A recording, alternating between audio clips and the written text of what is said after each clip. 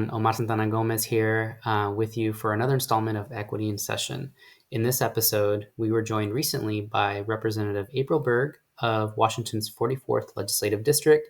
You might remember Rep. Berg from our first video this season where we showcased her video series, Berg Bill Basics, a great resource to navigating the legislative process. We got to sit down with Rep. Berg to learn more about her and her district. Take a look. Today, we are joined by Representative April Berg of Washington's 44th Legislative District. You might remember Rep. Berg from our previous video of Equity in Session as we highlighted her own video series, Getting to Know the Legislative Process through Berg Bill Basics. Thanks for joining us again, Thank Rep. you Berg. so much. Nice to be here. No, thank you. And so we'll just dive into our first question, getting to know you a little bit more. Can you share with our audience more about yourself and your district? Yeah, thank you so much. Well, I am State Representative April Berg from the 44th. My district is 100% in Snohomish County. So that includes the city of Mill Creek, the city of Snohomish, and a lot of unincorporated Snohomish County. So very suburban, rural mix, directly north of here. And so oftentimes I get questions like, oh, what part of Seattle do you represent? And I always say, I love Snohomish County. I've been there about 30 years with my family. And my district, is very just, I think, representative of the state. So we've got some great downtown areas. We've got some great small town areas, and of course, some great rural and farmland. Oh, awesome. No, thank you. And going through and seeing some of your history, like you have gone through several different elected offices. Mm-hmm. So like what has motivated you to run for elected office? Yeah, that's a great question. I started running for office doing school boards. So I have served on two of the largest school boards in our state, the Everett School Board as well as the Edmond School Board. And my passion for school boards came from having kiddos in school. And so you kind of do what you know. And as I had my kids go through our K-12 public school process, I just saw ways in which I thought my voice was needed and my lived experience was needed. And then as that kind of political career, if you will. I don't know if school board's particularly a career, but it felt like one. As that progressed, times started changing. And so as my younger kids got older, and in fact, when my youngest, who's now a freshman in college, when she was in 8th grade, we had a public health crisis. And that public health crisis was COVID. And frankly, my district was ground zero. So my other daughter at the time was in 9th grade. Her high school was the first in the country to have a COVID positive student.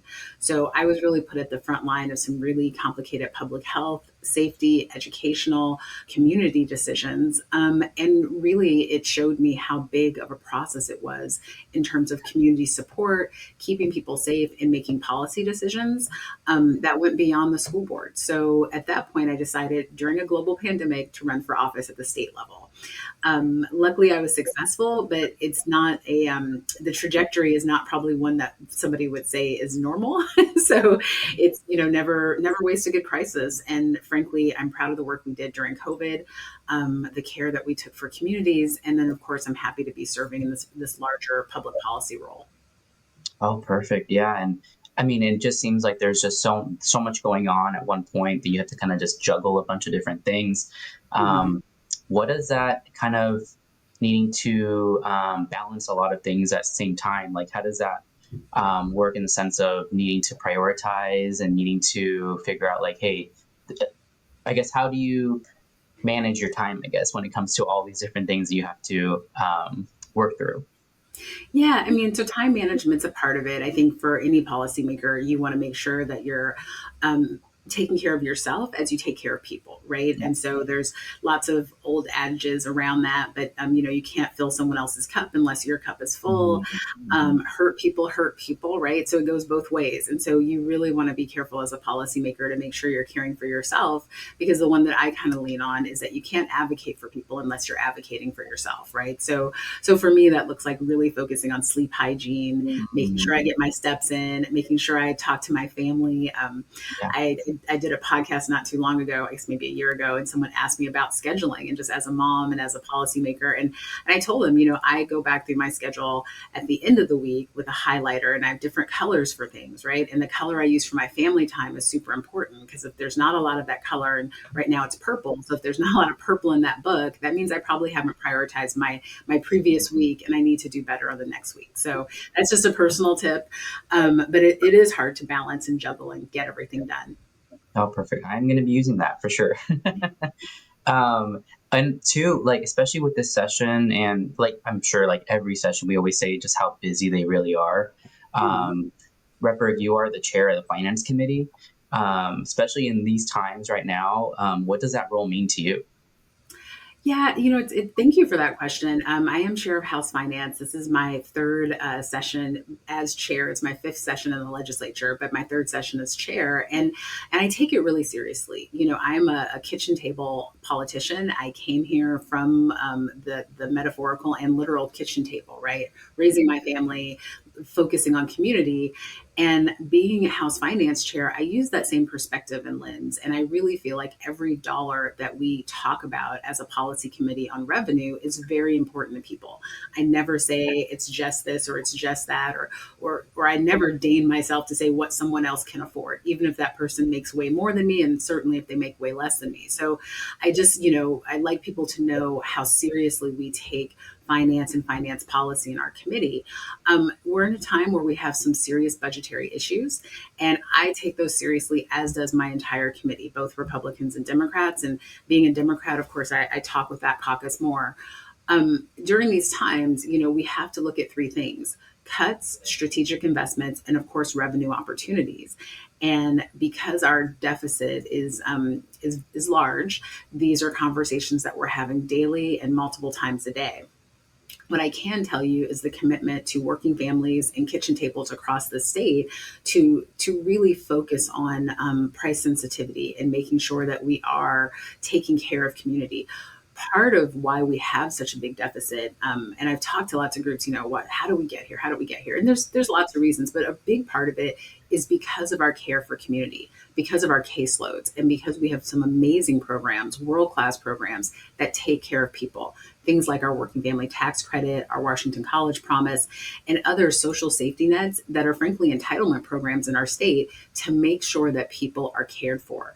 Those caseloads have gone through the roof because we have some structural deficits in our tax policy, and we have enormous wage and wealth gaps. And when you have gaps like that, it's very visual, right? People fall through, and our state provides a safety net so that when folks fall, we catch them. We're catching more and more people, which is adding to our deficit.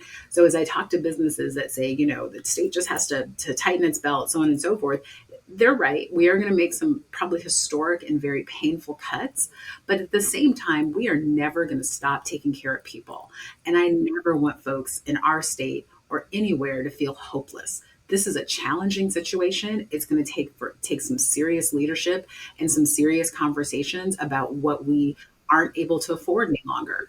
But at the end of the day, no Washingtonian should feel hopeless. We are all about making public policy that works for community and giving people hope even when times are hard. No, I mean, I really appreciate that, because I think that's something that we hear from communities now is confusion and not understanding of like what is the process and what to expect out of the process. And Mhm. so I really appreciate giving you that background. And I hear it personally in what you're talking about today and what you're saying. But this next question really is like trying to get an idea of your thoughts on this word, because we hear this word all the time, and people have different definitions for it. But what does equity mean to you, and in what ways does it guide your work?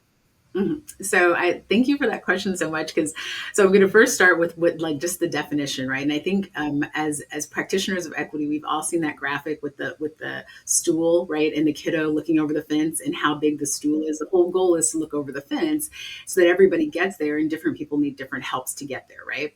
So just to give you how I look at it, being a member of the House of Representatives, when we look at equity versus equality, equality I look at the House and the Senate, right? And so we are co-equal branches of government with pretty much the exact same budget and space. And what that translates into, right? When I look at my senator, they've got bigger offices, more staff, and bigger budgets, and that's very equal, right? Because the House has the exact same amount, but we have twice as many people.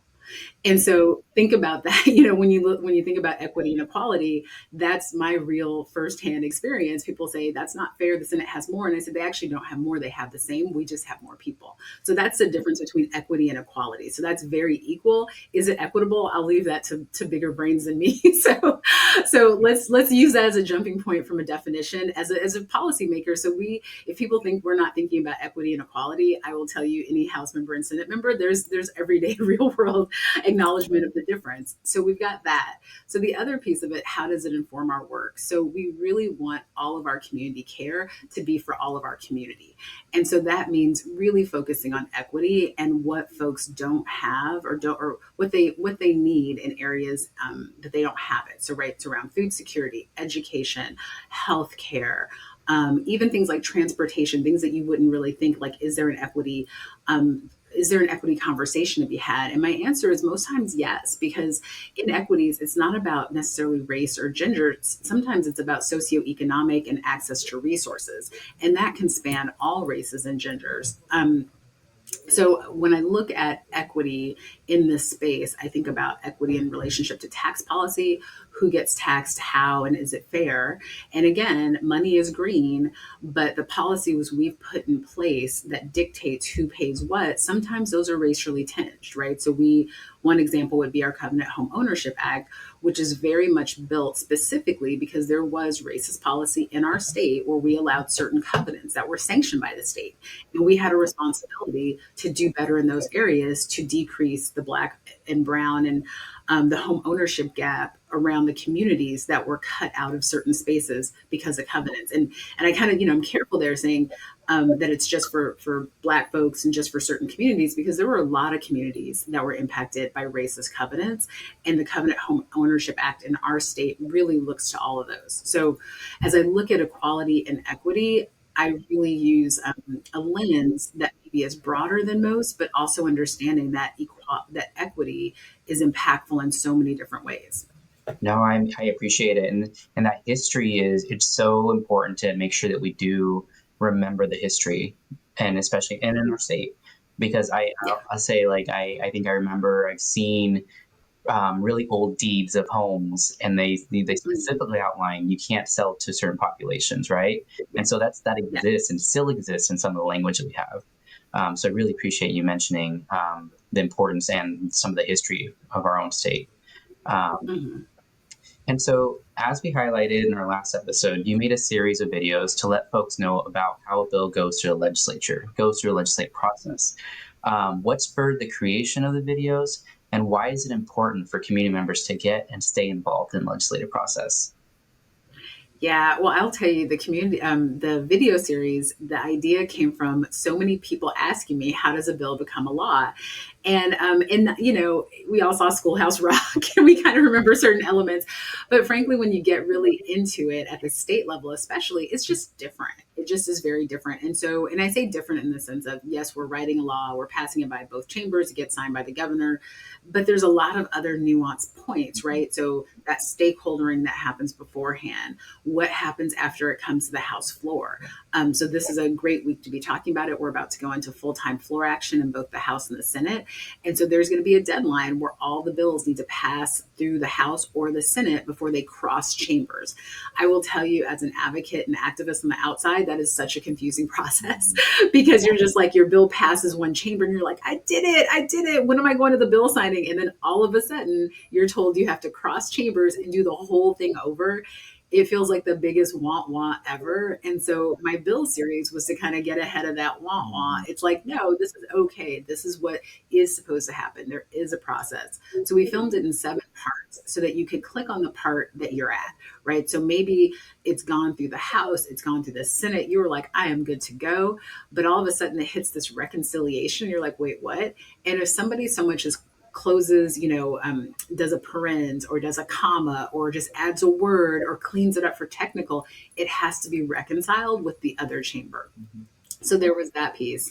And then kind of, is it, I think there's some other steps that are kind of funky before it gets to the governor for signing. And so just really trying to show folks this is a process. It's okay. Things do go wrong. I've had things go horrifically wrong at the absolute last minute, but it's still a part of the process. Right.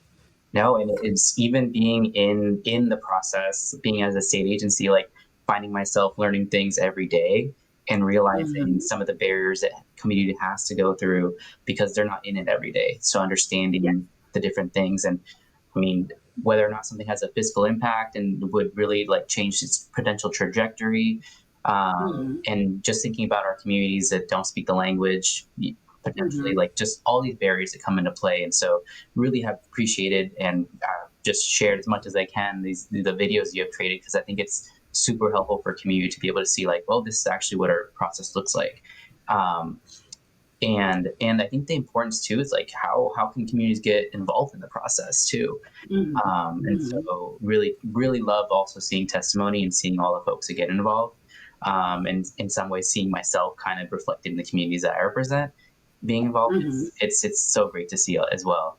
Um, and so with that, really like one thing, I just wanted to leave an open question. If there's anything else you would like our audience to know.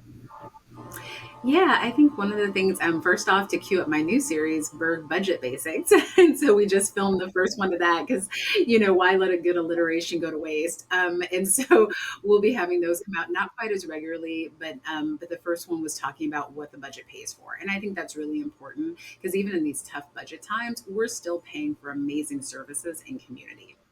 No, awesome. No, I really, and I can imagine how busy you are. Also, I really appreciate the time you took to film with us today.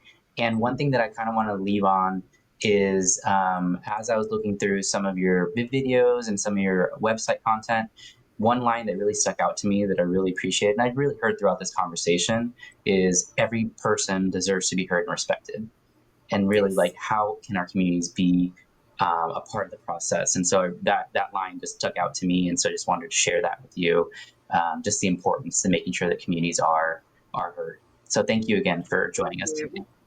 Thank you so much. This is great. Have a good day. All right, thank you. Hi, everybody. This is Patrick Stickney, he, him pronouns, Senior Policy and Legislative Affairs Advisor for the Office of Equity. We hope you enjoyed the conversation with Representative Berg, and we'll have another segment of Bills to Watch in our next episode. Until next time, this has been Equity in Session.